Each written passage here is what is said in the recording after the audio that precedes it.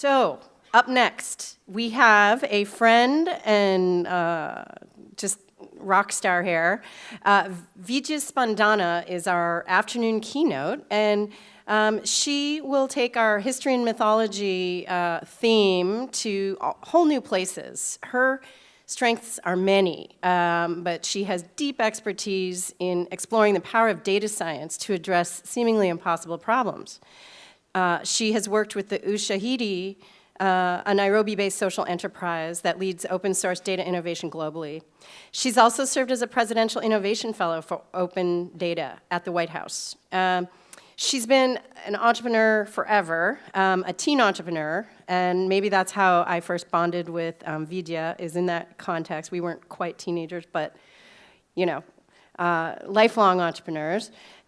She's formed many, many ventures, including DMV.org, and her most recent, New Knowledge, a data science company whose tools automatically analyze enterprise data, finding and visualizing the critical insights for high-profile clients. She lives on Mount Hood. Please join me in welcoming Vidya Spandana.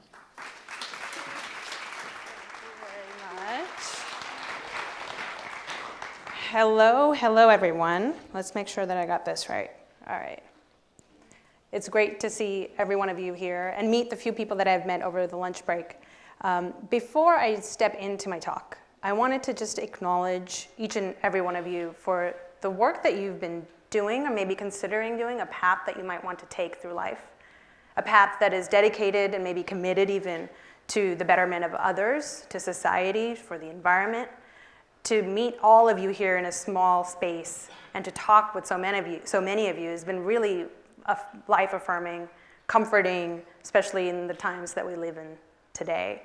So I really want to acknowledge that, there's so many lessons here sitting next to each of you that we can learn from and we can be inspired by.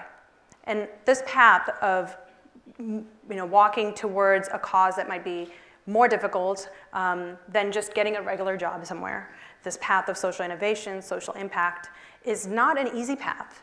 Oftentimes it comes at a cost, sometimes professionally, sometimes financially, and even sometimes physically, because this work takes people all over the world and puts them through all sorts of dangers. But the reason why we continue is because we know that the impact, if our causes actually come to fruition, is profound.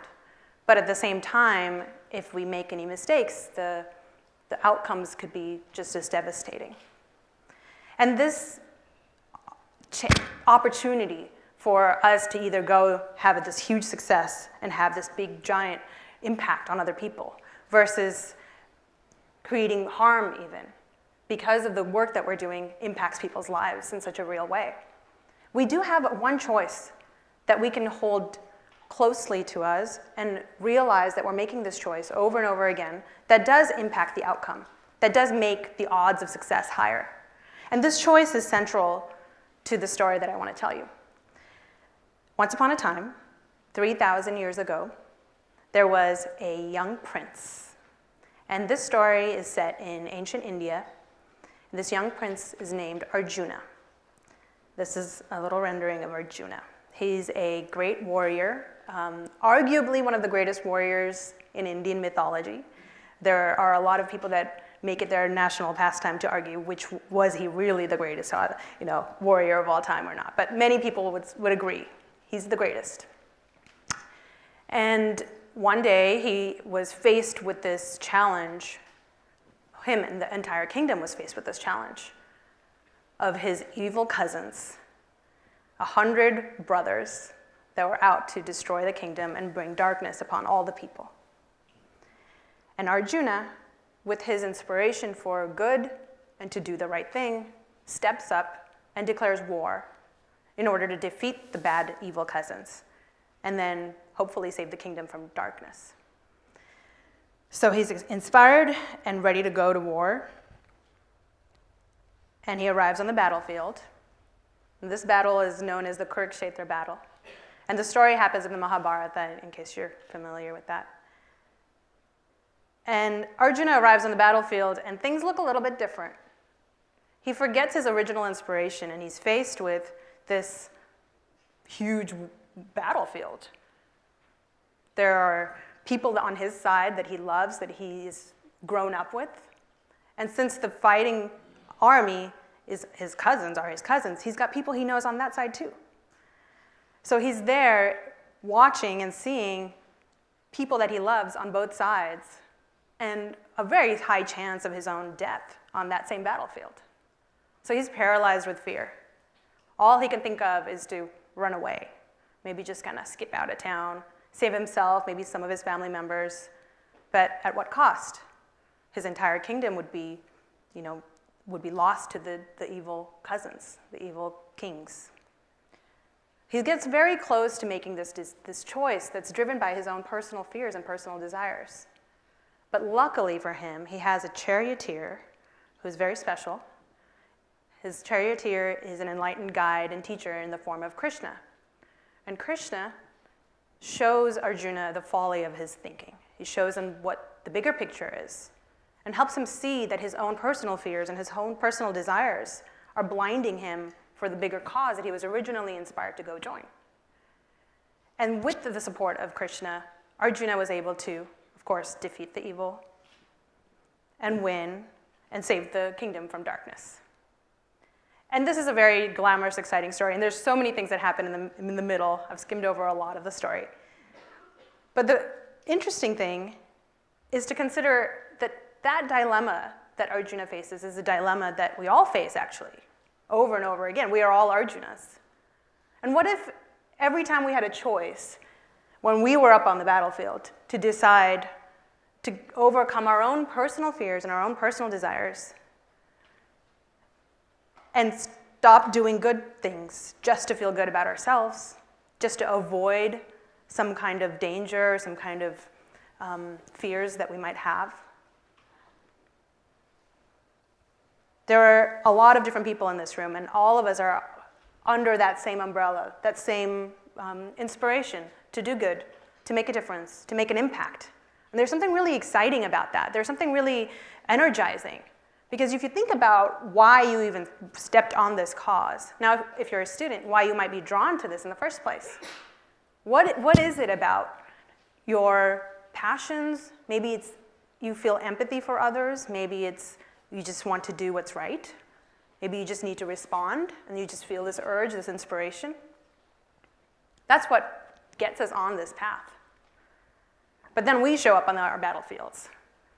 Every day, every year, constantly, over and over again, we're faced with this. Our own inner challenges, our own inner fears, our own personal desires. Maybe that's driven by our need to be seen, or our need to be an achiever, or our need to be seen as a successful person. And these drivers that are deeper and darker do motivate us. The fears do get us out of bed. But at the same time, 90% of those things that we fear are considered to be insignificant. So if you think about all of that energy, all of that anxiety, all of that mind energy that you're spending on things that might not actually be that important, imagine what we could do if we could harness all of that and put it towards our cause. And motivation that comes from these darker places isn't just inefficient or blinding. I mean, in the best case, it could be limiting, but it could get a lot worse. This is an obvious example that everybody can relate to or understand quickly. One story is in late 2012, I think it was about over $12 million were embezzled out of the Ugandan Prime Minister's office.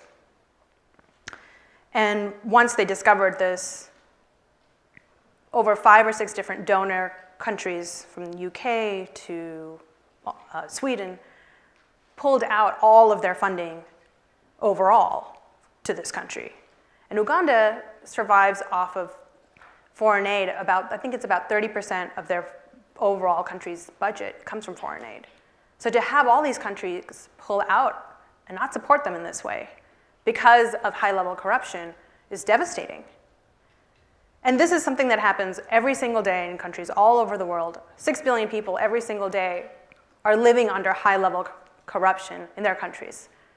And it could be deadly. People are dying from other people choosing the wrong path, choosing to pursue or align their actions with their own personal desires over the bigger cause.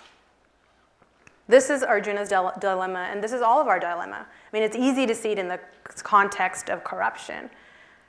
And even for me, this is a challenge that I face every single day. For years, from all the list of accolades and all the list of achievements that I've had, never really brought me satisfaction or never really brought me joy. They just brought me more exhaustion and burnout. And I never really could feel this sense of movement as far as the impact goes. I never was satisfied. It was just on to the next thing, on to achieve more. And that insecurity, that deeper driving insecurity, limited the amount of impact and work that I could do because I would burn out. And I would have to stop working, and I would have to take care of myself. And of course, the mission would be sacrificed in that process. So for too long, I'd been taking this wrong path.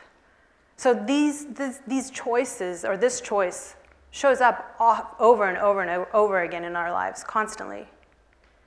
One scenario where it shows up really everywhere is office politics, or academic politics, or wherever, where people are driven to pursue their own interests or look good for their bosses or whatever it is, and in the process, hurt the bigger mission, the cause that they're going after. It reminds me of the investigation that NASA performed after the 1986 Challenger explosion. Once they started interviewing the people that were closer to the project, they realized that quite a few people were unsure about the worthiness of the shuttle. And the reason they didn't speak up and the reason they didn't say anything is because they were afraid of political ramifications.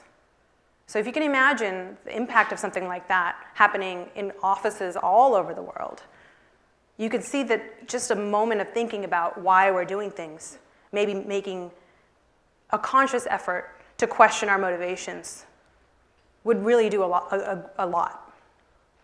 For me, there are a few tools that I've been learning to develop for myself to kind of keep me aligned, because it's really hard to not be pulled in to your own personal desires and fears. It's there all the time.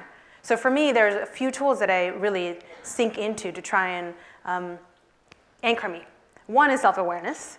And really what this is asking myself this question: why am I doing this? Why do I want to take this step? Why do I want to speak up? Why do I want to not speak up? Is it so that I feel better about myself? Or is it because it comes from that real inspiration? And that question has stopped me a lot more recently from taking this path that served me in a very limited short-term way while possibly sacrificing the bigger cause and the mission. The other more fun tool is collaboration. All the challenges that we're working on are not easy challenges. These aren't things that you could push a button and solve, whether it's water or whether it's women's economic empowerment or whatever it is. It's really difficult problems that you can't just solve by yourself, even just with your own organization. So the only way to actually address this is through collaboration, through working with other organizations, other companies, other students, just as many diverse people, as many diverse perspectives as possible. And having all these different people with their own conflicting agendas focused on the same external cause really helps to keep us all honest. It's an interesting thing because you are using everybody's agenda kind of and aligning them so that we are all moving forward and we're all holding each other accountable because we want the same thing, the same bigger picture outcome. One of the stories that this really speaks to is when I was working as an innovation fellow under the Obama administration. My job was to use open data to help foster economic growth in the poorest countries of the world, which is crazy and huge, and no one person could actually solve that. But really, it was me as an individual person that was charged with saying, you need to prove that open data is valuable. And the only way to prove that it's valuable is to show me somehow that economic growth can be spurned, can be fostered. And the only way we were able to succeed on that mission is to bring together people from private sector, public sector, NGOs, CSOs, startups, students, academics, researchers, to come together. Now, if you're working on behalf of the White House, trying to coordinate and get people from all these different sectors, from different government agencies themselves, from USAID or USDA and the State Department and all these different agencies to come together, work together, and be aligned on one mission is a very challenging project. But once we all aligned on the outcome, which as individual people everybody was excited by, it really wasn't that difficult because everybody could be constantly reminded about why we were there. And we had a really great turnout for that effort. We had multiple organizations come together and continue the work beyond the few months that I was there. So there's a lot of possibility and a lot of opportunity that's just hidden and latent because we're not bringing together more people and reminding them why they started in the first place. But good intentions are not always good enough. We really need to move the needle and actually make a change. Now, here's an example actually that illustrates this. There was a mass poisoning in Bangladesh many years ago where people were drinking contaminated groundwater and children were dying because there was bacteria in the water. Donors and other aid agencies came together, spent millions of dollars to put in groundwater pumps that brought in water from much deeper, the wells from underneath, to then solve this problem. 20 years later, the World Health Organization discovered that people were actually being poisoned because the groundwater underneath had high levels of arsenic. And in fact, was doing much more damage. 77 million people, which is about half the size of Bangladesh's population, were being poisoned. Now, the thing that I wonder about when I hear this is why did it take 20 years to figure that out? They could have done it the first time. They could have done it before they put in any single well. And to me, this is where the third tool is with data. The United Nations did their first survey asking people, whether it's knocking on doors, calling people, it was the first largest survey all over the world, 142 countries, to ask them what did they want the United Nations to do. And this is a wonderful story because it shows the power of what we can do today with technology that was never possible before, where the people were directly inputting what their priorities were for the UN's agenda. One of our first projects that we did was to develop a platform that let regular people, the same people that participated in the survey, to then be able to explore the data visually and to be able to tell stories and find their stories and debate and discuss and think through all of the things that were challenging or interesting in that. And so we were recognized for that. We got to win, we got to be at the General Assembly and win the most innovative visualization from the UN, which was really exciting, but it shows the possibility of data being less as just a tool for communication, but really a tool for deeper listening. A tool to really, as a tool that you send back to the people to understand what would be interesting to them and then have that facilitate a conversation. So metrics can be really used for process, not just progress. If you think about how many times we actually have our work looking like a bullseye versus how many times our work looks more like a meandering path, it's really hard to measure. Or it's not hard, it's more like it's really unfair almost to measure the impact of the work that we're doing by counting the number of bullseyes we have. Why don't we count how well we're able to get to the bullseye so that we could share that methodology with other people? So for new knowledge, that's really what we're doubling down on, is developing the next generation of tools that help automate the extraction of knowledge out of data at large scale. The vision is to be able to give people these tools to search for themselves, to figure out for themselves what truth is. One of my favorite projects that I actually do find a lot of joy in is Partially Derivative. It's a podcast for data people, and I'm one of the co-hosts. We started this just purely for the cause, purely just to build a community of data people hanging out, getting excited, getting inspired about all things data in our lives. And at every juncture, the three of us co-hosts, we made it a point to choose every time to double down on the community, double down on the vision, double down on the experience of fun. And now we have a podcast that is more successful than I could have ever imagined. We have 50,000 people listening to it every month. We have over 700 data scientists that are part of the community that are actively donating their time and energy to building projects for good.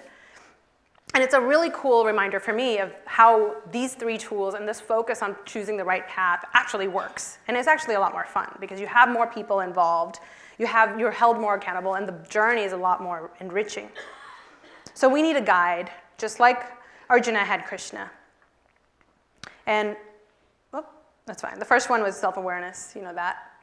Asking yourself, what is your motivation? The second one is collaboration, asking who else is missing from this conversation? Who can hold me accountable? Who else is part of the problem and part of the solution? And then, of course, data.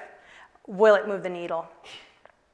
In a time of alternative facts, I think this is especially more important now than ever to be honest with ourselves.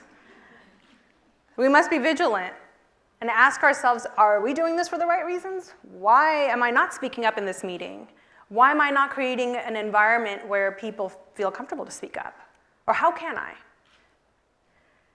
There's a lovely sloka, which is, I guess, a stanza from the Upanishads, which is in the Vedas, about 4,000 years old. And it goes, you are what your deep driving desire is. As your desire is, so is your will. As your will is, so is your deed. And as your deed is, so is your destiny. And it just sends chills down my spine because this really gets to the heart of what I'm saying. Know why you're doing it. What is your driving desire? Because that is more likely going to drive the course of your mission. And we have all of that in our control, so if we can all collectively stay true, just imagine the change that we can make together. Thank you.